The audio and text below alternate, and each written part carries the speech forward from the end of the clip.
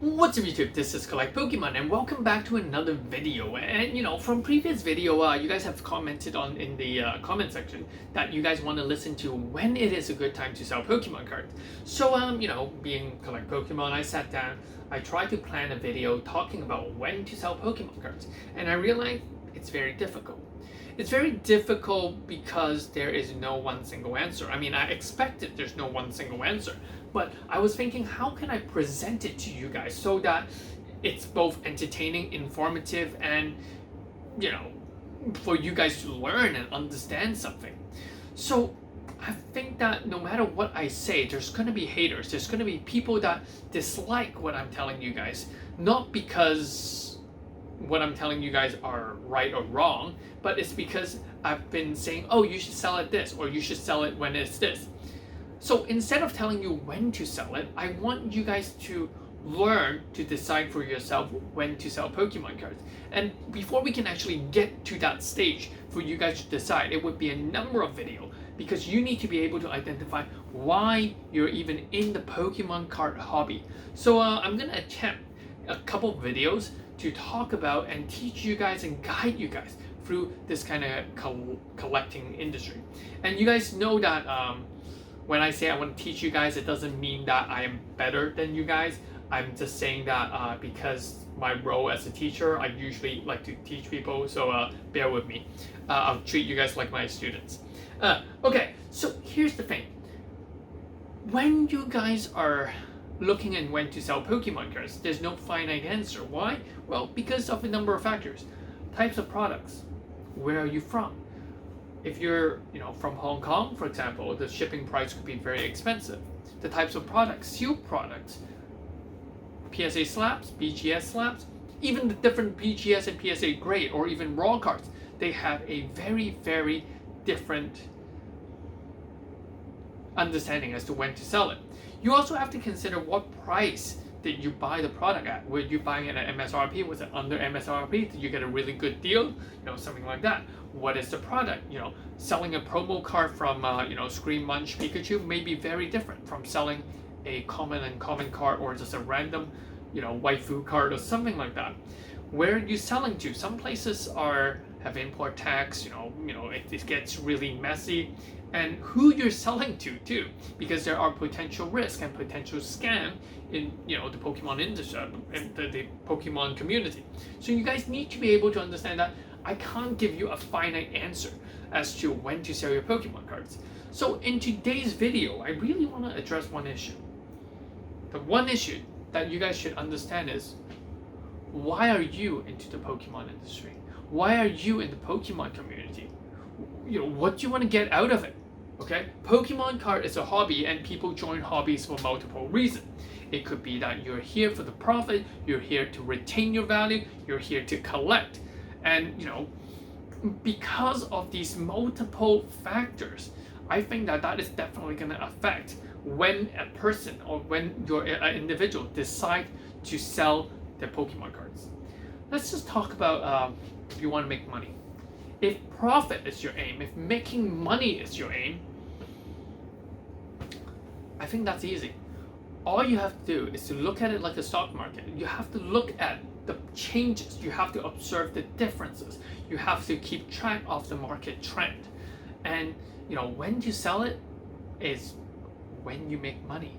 I mean, it doesn't really matter, because if you buy it at MSRP, you double your money, or if you bought it at a much higher price, then it went up by 50% or something like that, you can sell it anytime.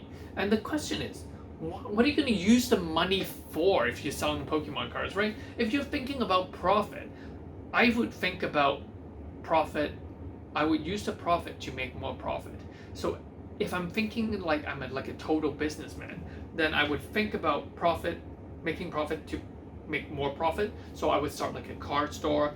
I would buy things. I would get it from distributor, sell it for market price, get that money, get that cash flow in to buy a next set, and maybe hold some of those next set until it is profitable, more profitable, and then sell it. So I mean that is a very, very different mindset to someone who is planning to retain value.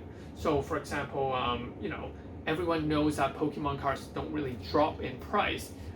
When I say that, be careful. When I say that, I meant that if you bought it at MSRP, if you bought a booster box at $90, we know that booster box never dropped below like $90, $80.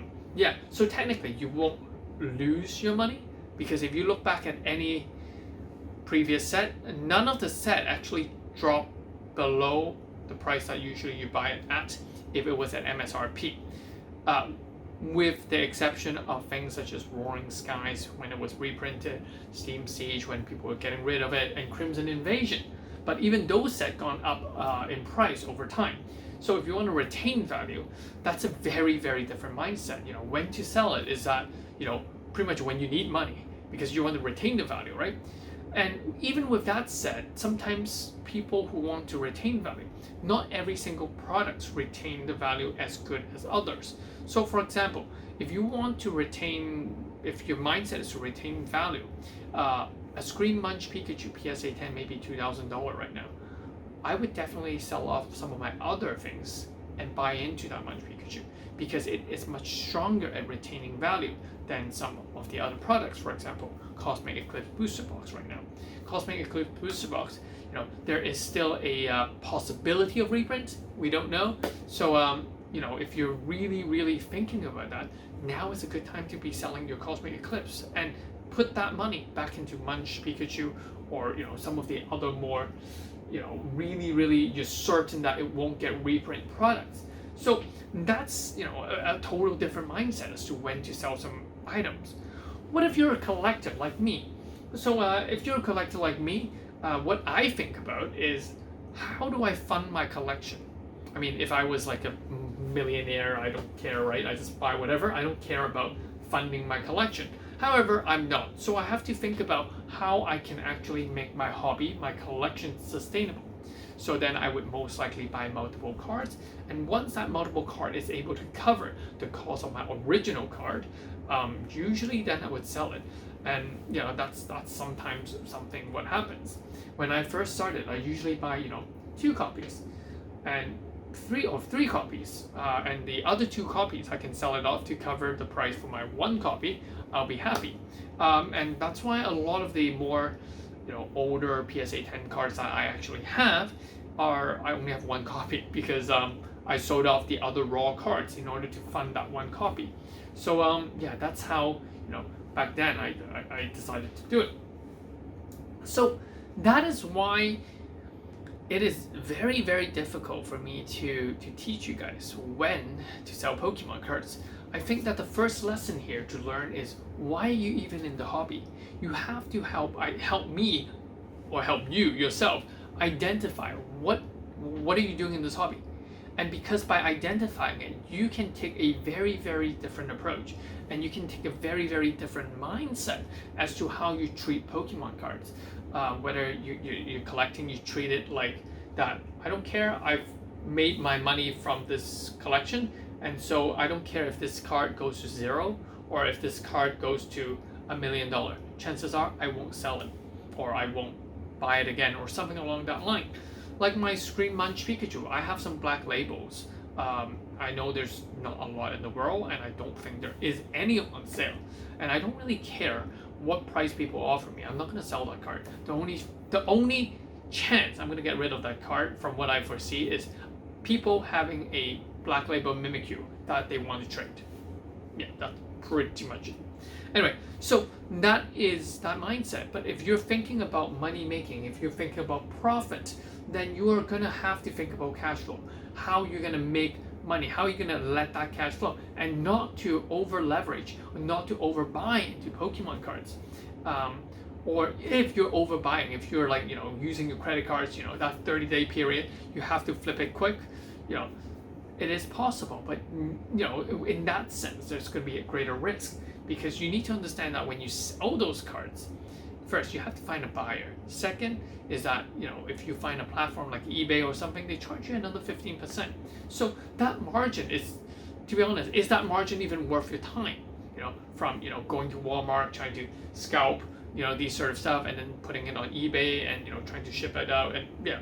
So, I mean, I'm not saying it's wrong. I mean, that's a definite purpose of why people is in the hobby, but is that a purpose for you?